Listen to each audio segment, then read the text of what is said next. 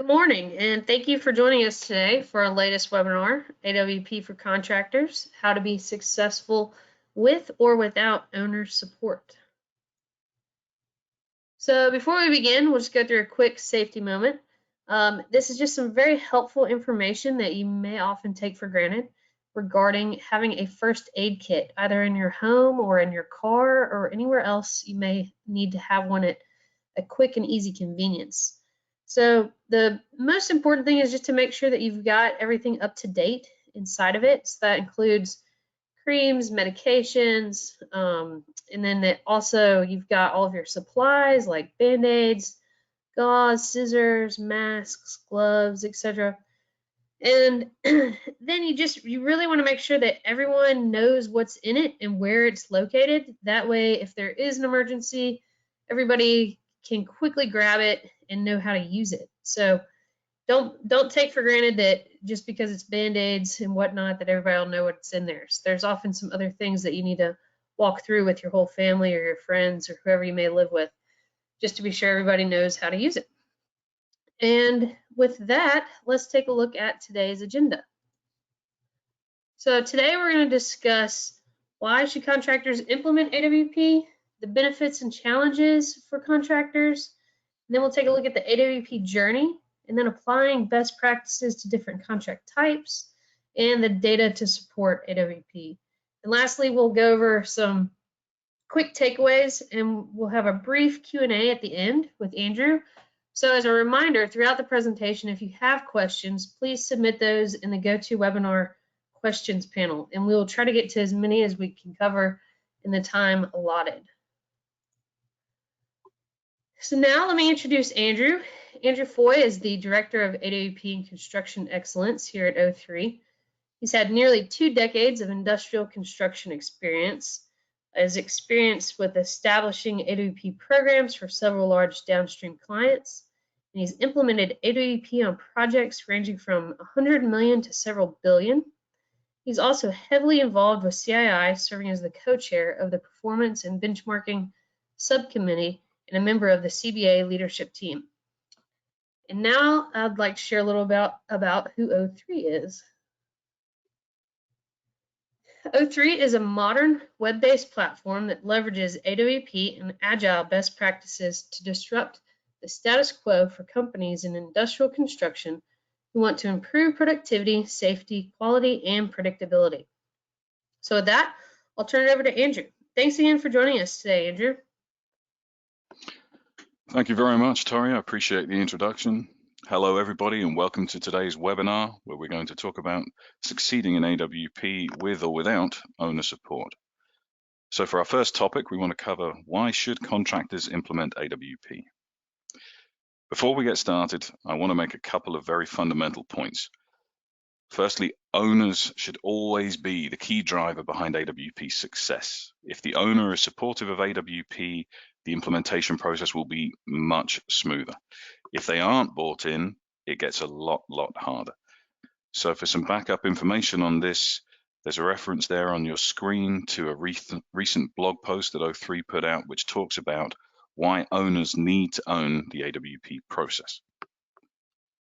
Secondly, and another big problem we run into a lot when we're talking about advanced work packaging, advanced work packaging is not advanced work packaging when you start in the construction phase. That's Workface planning. So as you can see from the diagram on the right-hand side, advanced work packaging is the overarching process that starts right in the engineering stages and goes all the way through to construction, commissioning, completions. Workface planning is the construction stage of it. So just one thing to make sure, when we're talking about AWP, we're talking about right back into the engineering stages. And again, the owner plays a key role in setting the timeline for AWP implementation. It's the owner who typically gets to say when the construction contractor is going to come in. So we see, again, a lot of owners who will say, yes, we're going to do AWP on this project, and they will do a bid and award for the construction contractor a month before construction starts. If the construction contractor isn't brought in until the construction phase, they can't easily influence the project AWP decisions or plans. So with all that being said, what we want to discuss today is how to succeed when you have limited or no owner support.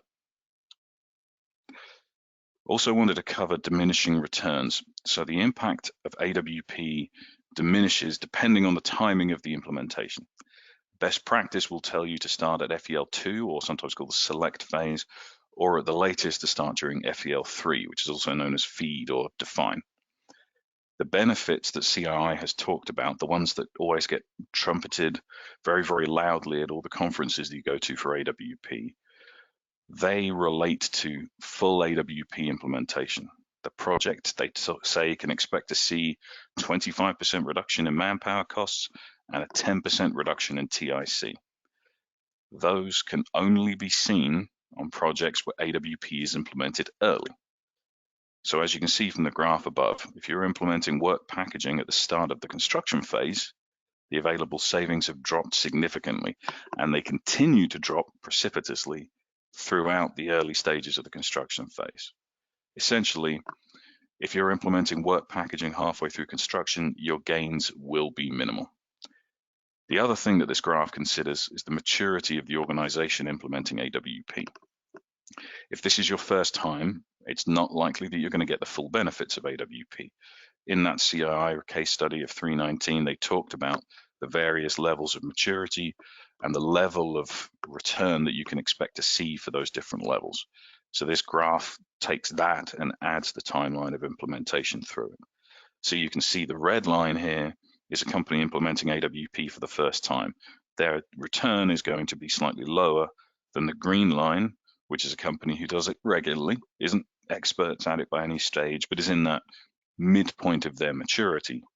And then the blue line represents the highest level of maturity. This is where it's a company standard practice. It's baked into everything you do. All of your people know exactly what the requirements are. Everybody has a very, very good understanding of how AWP is done. You've learned all your lessons.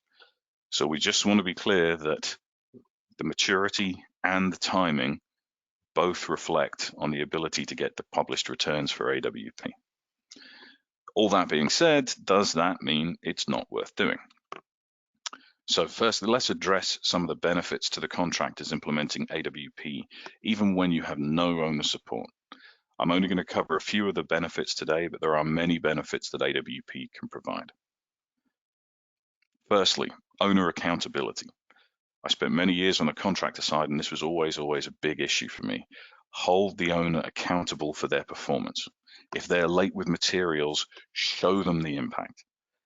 The way to do this helps with detailed constraint management and work packaging. They can provide a basis for demonstrating what you need and when. It can also be the backup that you need to validate that a delay with a material or a drawing or permits really did impact your critical path without having to argue over schedule lags in Primavera.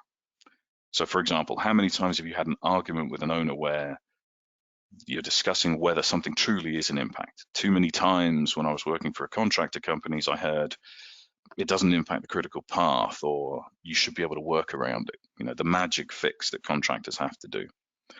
So in order to challenge that, show the owners the constraints ahead of time. We will need this on this date.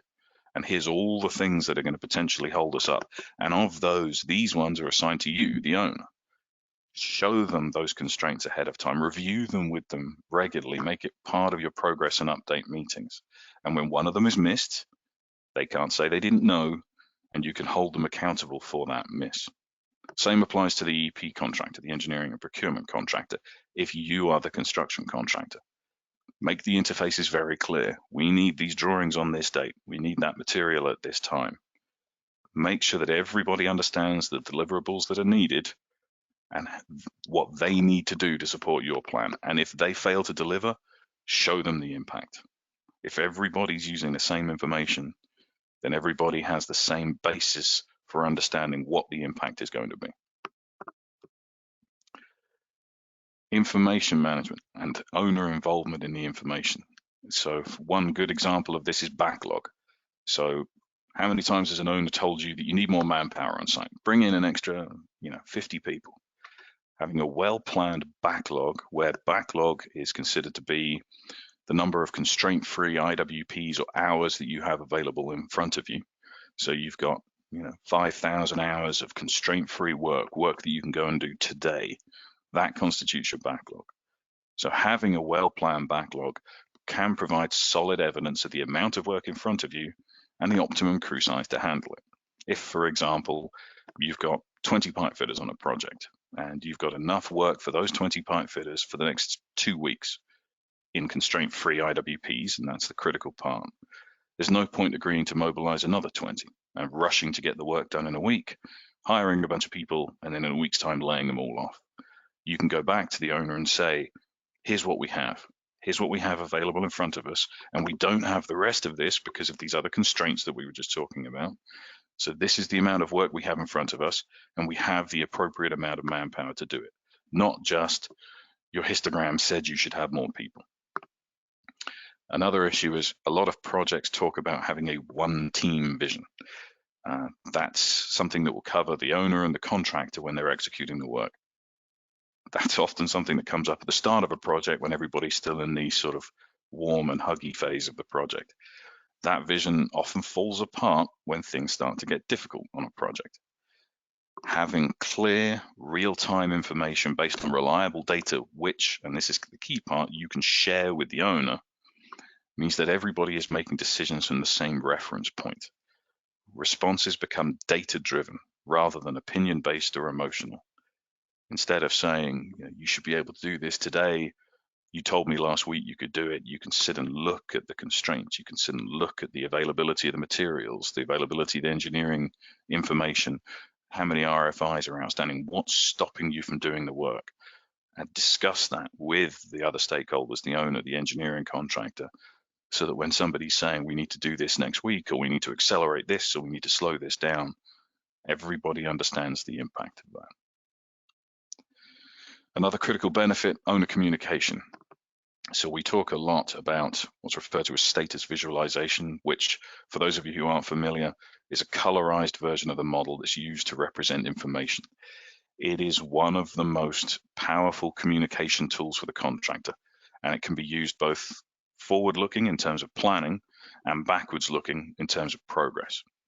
So, for example, you can show the owner an overlay of the model, something akin to what's on your screen now, that's colored to represent the available drawings. You can take an Excel report of the drawing availability and load that Excel report into the model and turn the model different colors. Green means we have that drawing. Yellow means we have it, but it's on hold. Red means we don't have it yet. Or you can do the same thing for the availability of materials.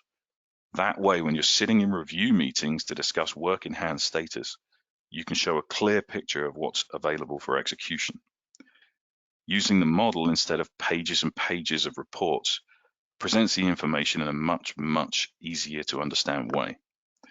So, for example, and this was a real issue I had on a project years ago, the owner sat in a meeting with us and said, "We've provided you with 80% of the materials. Why haven't you started welding yet?" Well, the simple answer was because the 80% that they'd provided to us, and they were looking at an Excel report which was purely quantity based, the 80% was the straight run pipe. We didn't have any fittings, T's, elbows, flanges. So it's fairly difficult to weld pipe spools when all you've got is straight run pipe. But their reports just said you've got 80% of the material. So we were able to demonstrate to them the 20% that's missing impacts every ISO. When you can do that, and when you can show them that level of information, and you can do it in a visual, graphical way, those questions go away very quickly. Another thing you can do is regularly produce a stat viz or status visualization to represent progress, rather than relying on Excel or PDF reports. Put it on a big screen. Let everybody see it. It has amazing value, and there's no reason not to be able to publicize where you're at. Give the owner a copy of it on a mobile tablet and let them walk the site to check it. This simplified quantity survey check allows the owner to follow your progress real time without having to fumble around site holding pages of reports and armfuls of drawings. The sooner they see the detail of your planning and the accuracy of your reporting, the sooner the questions will end. I've experienced this many, many times. The less information you give them, whether it's your management or the contractor, whether the owner, the more questions you'll get. If you give them the information, if you share it with them, and they can see real time what's happening, you spend a lot less time answering those questions. These color images are also great for management summaries, both within your organization and the owner. So for example, you can take that colored snapshot that represents the progress and use it as the front cover page for your report of progress to your own management, to the owner. It gives them a very, very simple graphical representation of where you're at. And the further up the corporate ladder someone travels, the less likely they are to have the time to review detailed, comprehensive progress reports. So the status visualization becomes a very, very quick and comprehensive summary for them to look at and get an immediate picture. And also, let's be honest, people in big offices love pretty pictures. So it's a great tool for sharing. Another issue that we find a lot of time in construction is the transition from construction to system turnover. So with O3, that process can be greatly simplified by creating what we refer to as associations between elements of the model and the relevant turnover systems. Hopefully your model will already have done that for you, but if it doesn't, you can do it right within the tool. So you can track your progress against a system while still doing bulk construction. You don't need to build system turnover packages in the early stages. Do the most efficient construction for the first 70% of the execution, and then you can get a good picture of where you're at for the system turnover and pivot as little as possible to be able to meet the system turnover dates. That's if you're using intermediate dates before full mechanical completion. You can also align your installation work packages with turnover documents, so your QC team can close out each small scope as they go and stay on top of the paperwork. By doing this, you're going to avoid that bow wave of the paper tsunami that's often seen at the last 10% of a project. I've seen too many projects where the work is physically complete, but you can't hand it over to the owner because you haven't filled out all the paperwork to it. So your mechanical completion date doesn't actually resent mechanical completion. So now that you know some of the benefits, let's talk about what makes this difficult to achieve. Firstly, there is no industry standard manual for AWP. There's no established set of guidelines for exactly how to do it. If you were to ask 100 AWP practitioners how to implement AWP, you will get 100 slightly different answers. There are common themes, but the detail is still open to interpretation. CII has done a great amount of work over the last number of years, putting together those research teams, putting together standardized documentation, and it gives you an awesome starting point for understanding how to tackle AWP. But it's not a step-by-step process. It's not a manual for how to do it. There's still a lot that's open to interpretation. Our CEO posted a blog last month about the desperate need for consistency in AWP, and the link to that blog, as you can see, is shared on the screen there. And this starts to address the question of what we mean when we're saying we're going to do AWP. Then, one of the other challenges, you get owners who they say they want to do AWP on a project, but frankly, oftentimes have no real understanding of what that is or how it's achieved. Sometimes in these cases, they've heard somebody talking about it and they've heard that it's great for their project and they say, yeah, we're going to do that. And they'll put right in the documentation for this project, we're going to do AWP. And then there's no detail. So in these cases, there are frequent communication issues because the owner thinks they've asked for one thing, or they think that they're going to get this product that they don't always know a lot about. And the contractor reads it with very limited information and plans to do something else. So unless the owner has clear guidelines for what doing AWP means on their project, you as the contractor will have to be very clear with them from the start about your planned execution. It's the same with them giving you a contract that says, you know, well piped per our spec, and their piping specification is 2 sentences. That's going to leave a lot open to interpretation. Whereas if you can go back to them and say, if you as the owner haven't provided clear understanding of what that is, here's our plan, here's our process, here's what meaning we're going to mean when we say we're going to do AWP on your project. Lastly, there are owners who say they want to do AWP, but just frankly leave it to the contractor to figure it out. In some ways, that's not a bad thing. As we discussed earlier, though, if the owner is not pushing AWP and doing so early, much of the benefit is lost. If the owner starts saying, yes, we're going to do AWP, the construction contractor will be on site next month and we'll hand it over to them to do it, that's not AWP, that's Workface planning. There's still benefits to be had there, but you're not doing full AWP. So how can you proceed if you have no owner support or if they're just leaving you to figure it out? So as I mentioned a minute ago, in some ways, having no owner support can be a good thing.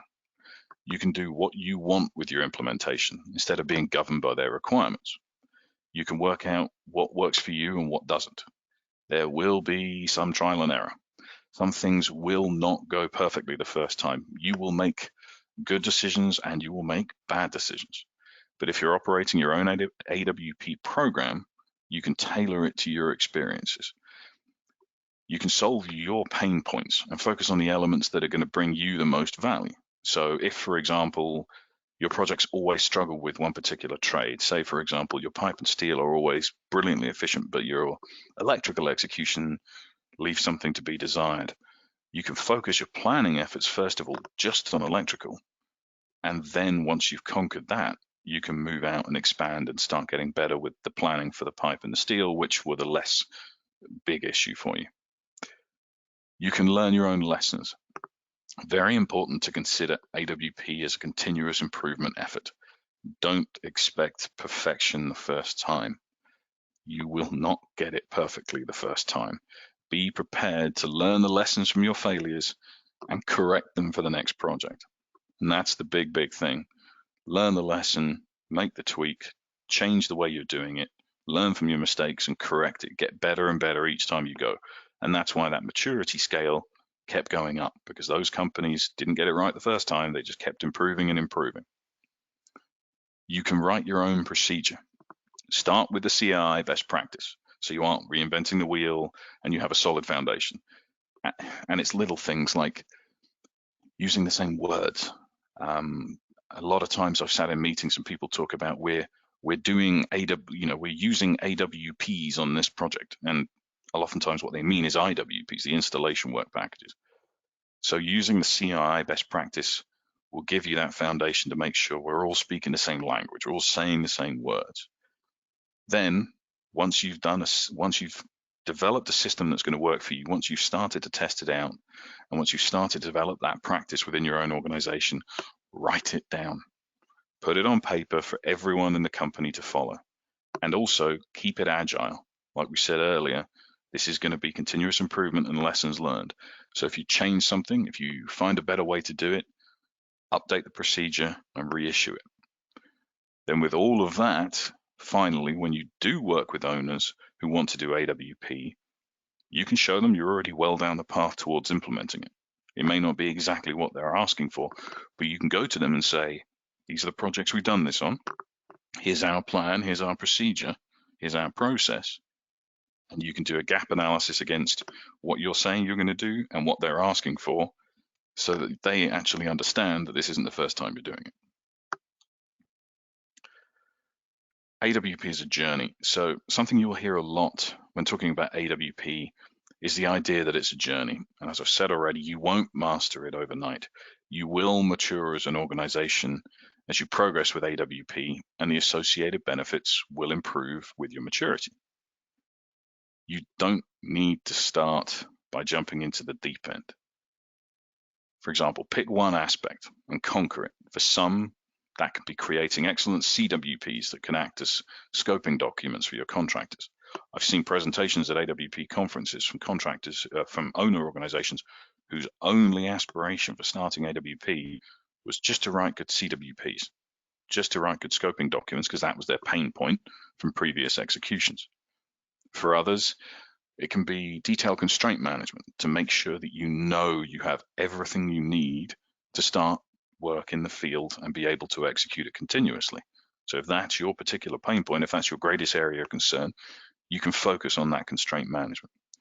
For others, and what we see a lot, is people will start their AWP program with Workface planning. They'll say, we're going to tackle IWPs first. We're going to try to package what we get, and then we're going to pull it back into the engineering phases as they get more mature project by project. Whatever path you choose, Understand what you're trying to achieve and set realistic goals. As we talked about earlier, don't expect to get the full 10% TIC saving first time. Don't walk into your management office and say, we're implementing AWP for the first time. You can take 10% off the estimate. It may be that for your first implementation, your only expectation is to help your project achieve its estimate. Frankly, with the way a lot of projects go, that still puts you streets ahead of a lot of implementation programs. Make sure your goals are achievable and make sure that they're going to provide value for your organization. So there's no point targeting goals that aren't going to be of benefit to your company. Measure your performance against those goals and validate your successes. So you said you're going to improve your efficiency. You said you're going to improve your time on tools. Make sure that you're measuring those things so that you have the results at the end to go back and say, this is what our goal was. This is what we managed to achieve. Then embrace your wins. It's a huge, huge important thing. A lot of times we take the wins for granted and we focus entirely on the bad. Show off the good, celebrate the good, and learn from your errors and keep refining your process as we go. That plan, do, check, act, and keep it as a circle. Okay, so getting started. Making the case to use AWP within your own company will be harder without an owner mandate. If you're the contractor, it's very easy when the owner says, if you want this job, you must do AWP. You go back to your management team and say, we need to do this. If you don't have that owner mandate, making the case to do it becomes a little bit more difficult. So start by understanding the benefits to your organization and converting those into a business case. Be sure to consider all aspects of how AWP will impact your company. Look at both the costs and the benefits and turn that into what we refer to as an return on investment or ROI calculation. Then firm up your plan. Choose a pilot project. If that pilot has owner support for AWP, fantastic. But if it doesn't, do it anyway. No owner, certainly not any that I'm aware of, will tell you you can't do AWP on a project. O3 Solutions has an ROI calculator that can help to understand the costs and benefits. There's a link there at the bottom of the screen to the simplified version that's available on our website. For a more detailed version, one of our AWP subject matter experts can walk you through all the details and all the various variables that are built into the tool so that we can tailor the results to fit the dynamics of your project. Choosing a pilot project. So when you're choosing a pilot project, target not only the type of project, but also consider the personnel. The impact of people on this is huge. You want to look for people who will be willing to change and accept a new process. Typically with any group of project teams, you know the individuals that can pivot very well and learn something new. People who will be excited to try something new. Those are the kind of people that it's going to be much, much easier to carry out the pilot project on. And for those of you interested, despite the close resemblance, no, that is not me in the photograph. Then you're going to look at timing. So the accepted wisdom within AWP circles, often repeated by consultants who wanted to help you create the perfect process, was to focus entirely on the process first. Get that nailed down, even if it took years, and only then focus on technology. AWP as technology has come a long way in the last 5 years, and a stable platform can now help with your AWP implementation. You can leverage proven methodologies, you can leverage best practices right in the software, and you can take on board lessons learned from countless other implementations to provide you with an immediate improvement in your AWP maturity.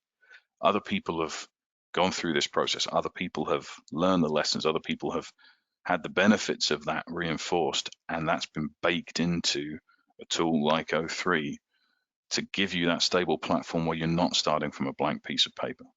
So don't spend months trying to create the perfect plan and then leverage technology. Find technology that can meet you where you are and simplify the organizational change of implementing AWP. If you're going to put in a new AWP process and you're going to take your company through that whole organizational change, and then 2 years later or a year later, once you've done that process, you then come back and say, right, now we're going to do the technology. you've made a two-step change management process where you don't have to. Find the technology that's going to support you in that process, and you'll simplify the whole thing. As with any new process or practice, training is a critical element of success. Many people, when implementing AWP, focus on the mechanics of the process, the sort of step-by-step. We cover each step in detail without ever stopping to explain why we're doing this. Understand you will have to tailor the message to the audience. So, for example, your management team will want to understand the return on investment. What's this going to do for me? What am I going to get out of this? The engineer or the engineering contractor will want to understand what this means to their design tasks.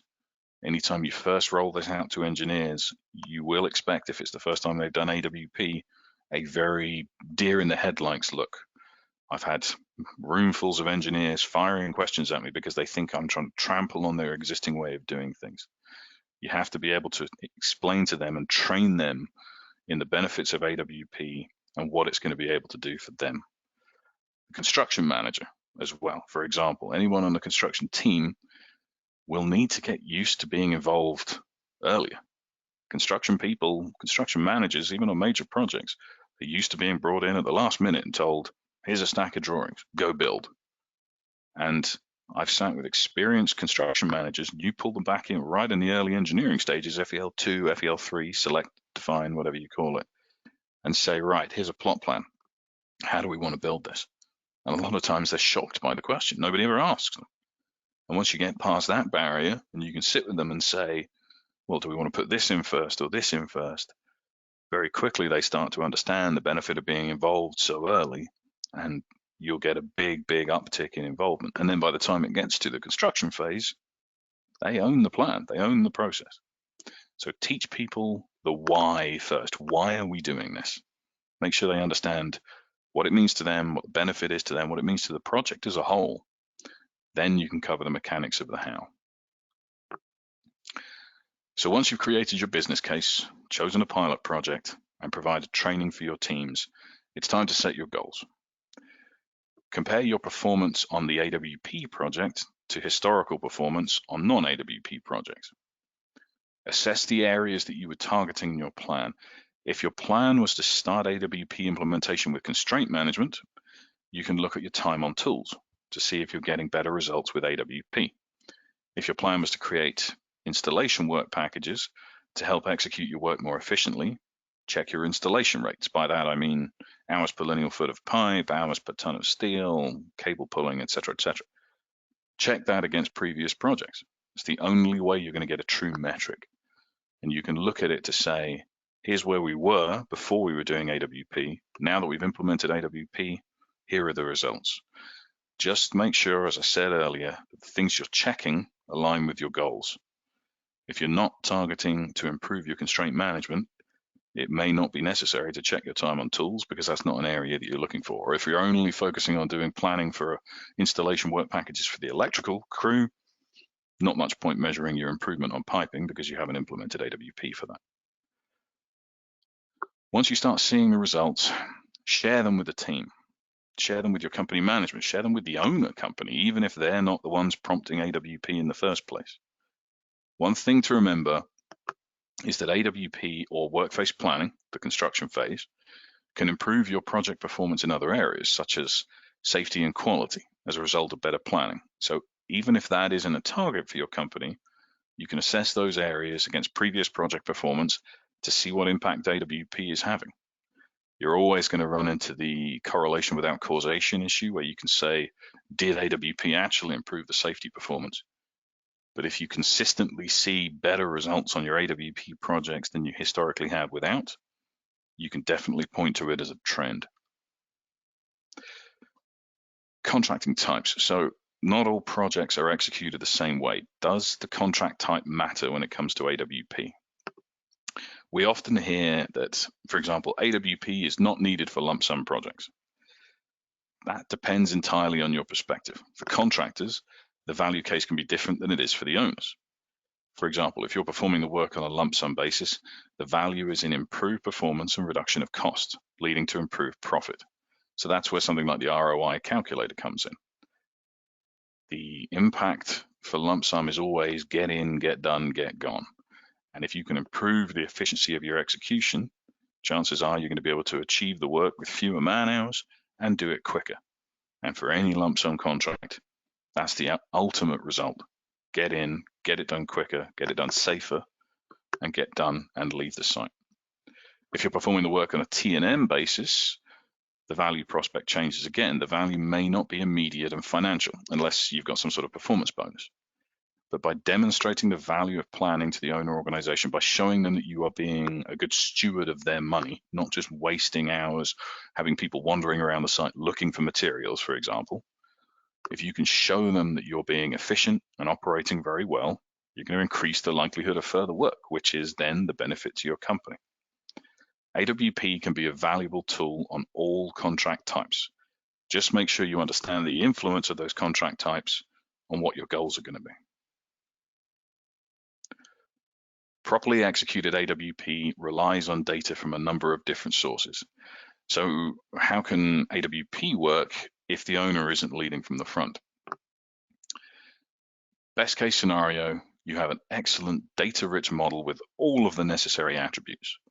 O3 has a detailed data specification that you can provide to the owner and to the engineering contractor that can help you get set up for success. But if the owner is not buying into the need for AWP, it's unlikely that things like construction work areas or construction work packages will be included as data attribution in the model. Fortunately, O3 will allow you to create what we call associations using the model. So you can create your own CWAs, CWPs, component grouping, any of that to manage the execution of your work and to give the scope the necessary breakdown structure to support work packaging. And by proving the value of the model to the owner, you greatly increase the chances that they're going to use it properly to its fullest extent on the next project. That model is a huge source of value to the construction contractor when executing work packaging in the field. Like I said earlier, all that status visualization relies on having a good model. And too many times we get engineering models that are built just for engineering, don't consider construction, and we don't use them as well as we can for the value of AWP. Okay, so let's wrap up what we discussed today. To reiterate the very, very first point, AWP is much more successful when the owner's leading the effort, or at the very least, championing it. That doesn't mean you can't succeed without it. You can find your own path, and you can show the value that AWP can bring to the project delivery. I hope you've enjoyed the presentation today. Okay, I'm going to turn it back over to Tori to moderate any questions that may have come in. Thank you very much. Sure thing. And thank you, Andrew. That was some great information. And now we'll take a few questions here that came in during your presentation. And as a reminder, we'll get to as many as we can, but please remember to reach out to us if we can't get to your question today. So with that, the first one up is, can you give me an example of AWP KPIs or metrics? Sure. Yeah, the KPIs and metrics are going to change depending on the phase. So obviously in the early engineering phases, you're going to be looking at more things to do with, are the engineering work packages being released on time? Are they being released with holds? And therefore, it's great to have a package, but I can't do much with it if there's a bunch of holds in it. How many revisions are we getting with each of these engineering work packages? You can use the metrics to keep the emphasis on the engineering contractor to make sure those constraints are being met. When you get to the construction phase, you're talking about Workface planning KPIs, which can be things like backlog, how much work do we have in hand? You can look at how many days is each package spending in the field. Anything to do with matching the best practice metrics. How long is it taking to get our IWPs approved? What's our performance factor? Are we executing at a 1.0 or higher or less? So the metrics just need to be a way to back up the goals and targets that you've set for the project. All right, here's one more. How does a contractor introduce AWP to an owner who is unfamiliar? Yeah, I think the obvious one to go back to is the training. Bring the owner into your training. involve them in the plan, let them know what you're going to do, even if they're not asking for it. When you're doing the kickoff meetings, you can have an AWP specific kickoff. You can have a meeting with the owner that says, you haven't asked for this, but here's what we're going to do, and here's why we're going to do it. So again, the same with the training, make sure they understand the why. Oftentimes you're not putting any cost on them, you're just saying, we're going to try to do this for the benefit of the project, and you can get them involved. And the earlier they get involved, the greater chance you've got that they're going to feel buy into the process and get more involved in the AWP process and start to work towards managing those constraints that they have on the project and support you in your delivery of it, rather than just throwing it over the fence and saying, here's a bunch of drawings. Okay, and here's another one. Does the contractor pay for the software? Sometimes, depends on the way the contract is set up, depends on the way the project is set up. I've executed jobs where the owner holds the software and it's sort of free issued for use to the contractor because the owner wanted to have much more involvement and much more insight into what's going on. If you've got a very, very hands-off owner who's just saying, yeah, you figure it out, then the contractor can hold the software and the contractor can build their own work packages and just share the results with the owner, those status visualizations, those reports, those dashboards. So personally, if I'm the owner, I want to hold the software so I can be heavily engaged. If I'm the contractor, doesn't matter to me, I'll happily buy it. I'll happily have the software on my end so that I can manage my activities as best as possible. Okay, it looks like we've got time for one last question here.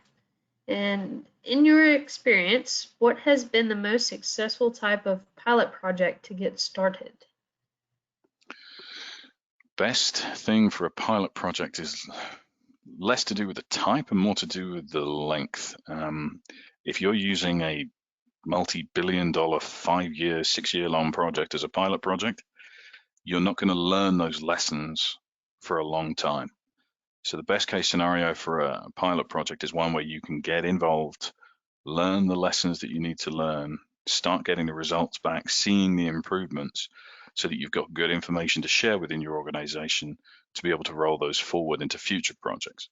So target something that's, for example, 8 to 12 months in the field, something that's got enough bite to it that it's worth implementing it, and something that you're going to be able to get those lessons out of. And also target something where it matches your goals. So like I said earlier in the example, if your goal is to improve the performance of your electrical entity, target something that obviously has an electrical scope so you can measure that, and target something that you're going to be able to measure like for like performance against a previous project. But honestly, in reality, the best pilot project is the very next one. It's just get started, start on the journey, learn the lessons, improve as you go. Don't wait for perfection, just get started. All right. Well, thank you, Andrew, for those really thoughtful questions. And thank you to everyone who submitted a question. And as a reminder, you can always contact us with anything else, questions or information at info@o3.solutions or online at www.o3.solutions. And note that there's no .com on that.